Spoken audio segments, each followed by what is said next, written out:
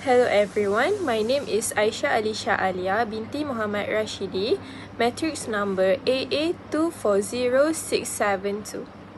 Today, I want to take you on a brief but fascinating journey into the real-world power of mathematics. Often, we think of maths as something we learn from textbook or practice with worksheet. But in reality, math is a powerful tool that helps us make sense of the world around us in a way very practical. In this presentation, I'll walk you through two different yet equally interesting scenarios where mathematics play a crucial role in problem solving through modeling and analysis. Let's start with a world of technology. Imagine a new smartphone that was released back in 2018. Like many tech products, it's quickly gained popularity, with lots of people buying and using it. However, as time passes, newer model came out, better feature and introduced elsewhere, and naturally fewer and fewer people continue to use that 2018 model. Now, this drop in user didn't happen randomly. It followed a fairly predictable pattern, one that we can actually model using a mathematical concept called exponential decay. Exponential decay describes situations where quantities decrease at a rate proportional to their current value. By analyzing data on how many people keep using the phone each year, we can apply the exponential decay formula to figure out some very useful information. For example, how quickly did the number of users decline year after year? How many people will likely still be using the phone by the year 2026? And at what point will the number of users fall below a specific number? Let's say 50,000. Understanding this allows companies to predict customer behavior, plan product updates, and even decide when to stop offering support for older models. This is a perfect example of how maths help business make informed decisions based on actual customer trend. Now, let's shift gear into the world of forensic science. Imagine a detective arriving at a crime scene. One of the first questions that need to be answered is, when did this crime occur? Of course, witness might not will not always be available, so investigators often turn to science for clues. One of the most reliable methods that involves measuring the temperature of the victim's body. After that, a body begins to cool down, gradually approaching the surrounding room temperature. This cooling process follows a mathematical principle known as Newton's law of cooling. Here how it works. The detective takes the body temperature at the scene, then another measure is taken after some time has passed. Using these two temperature readings and knowing the ambient room temperature, we can apply Newton's law of cooling to build a mathematical model. By solving this model, we can estimate the most likely time of death with surprising accuracy. This information can be absolutely critical to a criminal investigation, helping to confirm alibis, narrow down suspects, and even provide vital evidence in court. What do these two very different examples have in common? In both cases, we start with a real-world problem, a declining number of smartphone users, or determining the time of death, and we use mathematical model to analyze data, make prediction, and draw meaningful conclusion. Mathematics give us a structured way to approach problems that might otherwise seem uncertain or impossible to solve. It turns raw data into actionable insight, whether that for business making, strategic decision, or detective solving crime. And there are just two examples. The truth is math play a role in virtually even field you can think of: medicine, engineering, finance, weather forecasting, and so much more. So the next time someone asks you, when am I ever going to use math in real life, you will know the answer. Math is everywhere. It helps you understand the world, make better decisions, and even uncover the truth. Thank you for listening.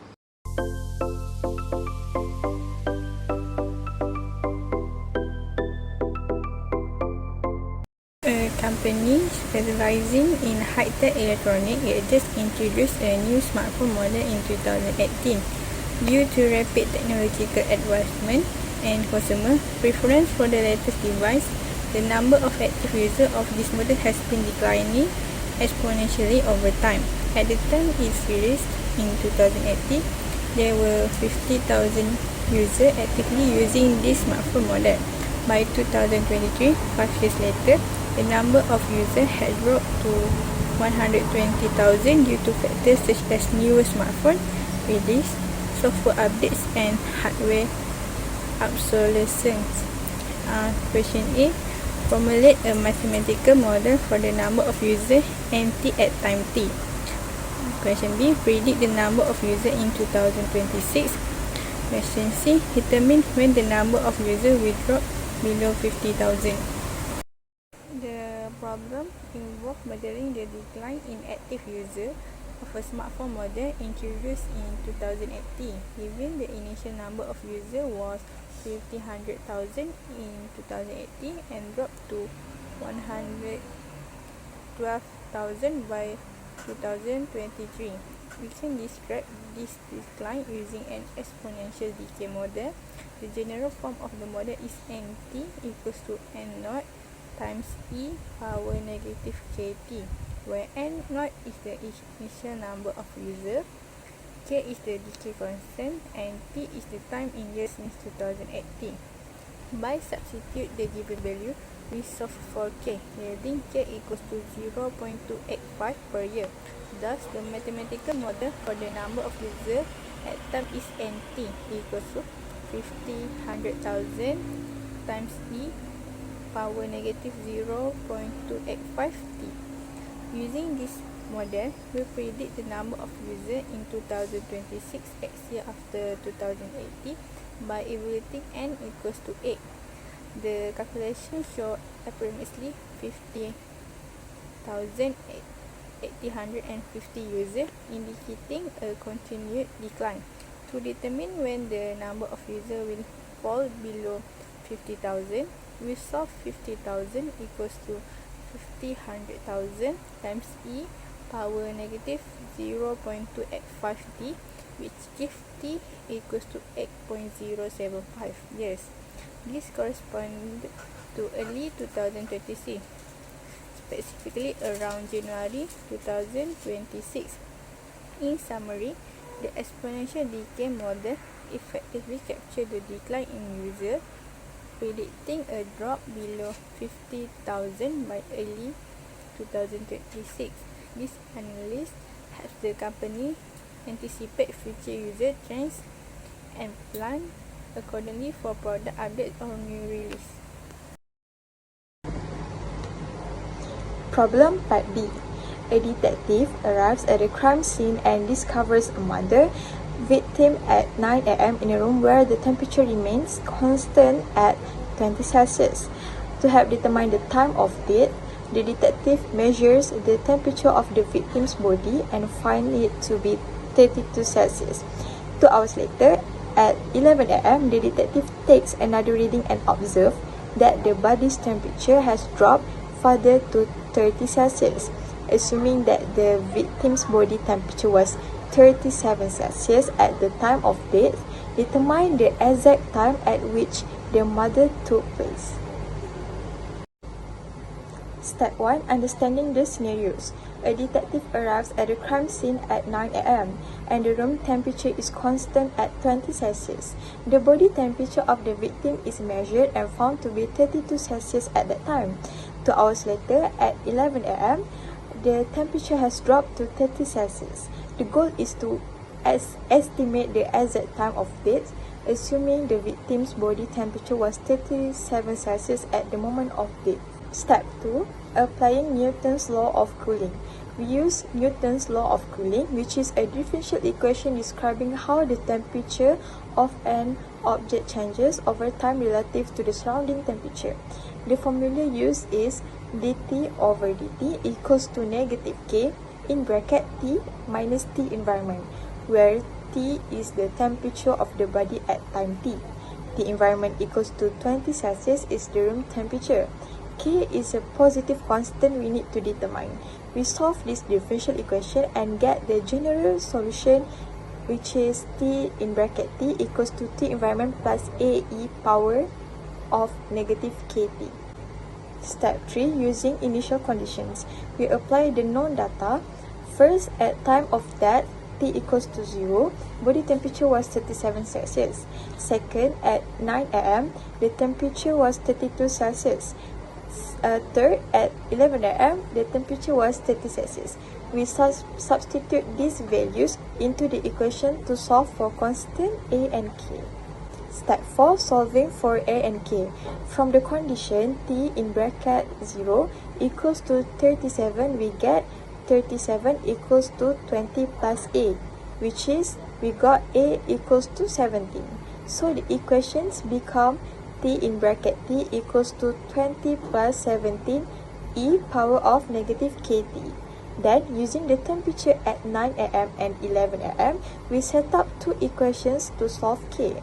After simplification, we find K equals to 1 over 2 ln in bracket 6 over 5. Step 5, finding time of death. We substitute K back into the equation to solve for the time TD, which represent how many hours before 9 am the death occurred. After calculations, we get TD equals to 3.8208 hours.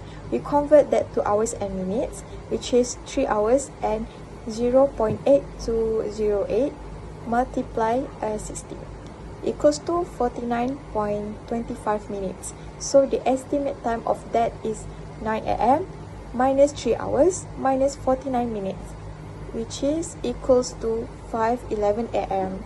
Using Newton's law of cooling and the given temperature readings, we estimate that the victim died at around 5:11 am, approximately 3 hours and 49 minutes before the body was found. Assalamualaikum warahmatullahi wabarakatuh. My name is Nurhanis Alia binti Hassan, number matrix AA241048. Today, I'll be presenting the discussion on the application of first-order ordinary differential equations, or ODEs. First-order ODEs are equations that describe how a quantity changes over time. They are powerful tools used to model dynamic systems in real life, and through this topic, we explored three key applications. The first one was population growth, where we found that the rate of growth is proportional to the current population. By solving the equation using separation of variables, we observed an exponential growth pattern. This aligns with real-world examples in biology where populations can grow rapidly in ideal conditions.